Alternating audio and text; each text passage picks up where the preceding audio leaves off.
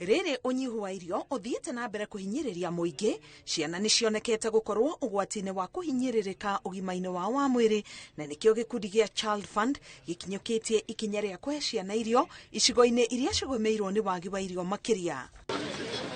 Gĩkundi gĩa Child Fund rĩu nĩ kĩingĩrĩte ũiguano na thirikari ya kaunti ya Kajiado harĩ ũheani wa irio. Gĩkundi gĩkĩ kĩrĩ na matanya ma gũkinyĩra ciana 5,000 makĩria iria cirathiĩ cukuru.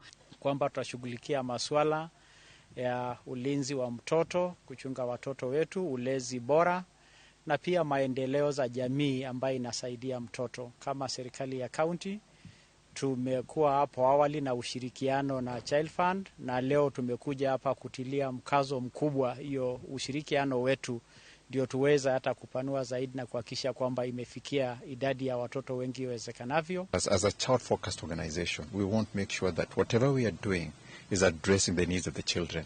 And I'm happy to say that this MOU that we have had with Kajiado County government puts children at the center of development. Everything we do is to center the child.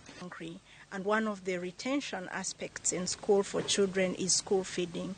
So we are involved in school feeding program, and we're encouraging our partners, some who are here, to make sure that the resources they are getting from Child Fund, they prioritize emergency response, and that also embeds school feeding. Thirikari nene onayo ikoretwo mũhari-inĩ wa mbere kũhũnia arĩa marĩ na ng'aragu, ndundu ya maminista ica ikuhĩ ĩkĩhĩtũkia ciringi bilioni 4 ciongererwo kĩgĩna-inĩ gĩa kũhũrana na ng'aragu.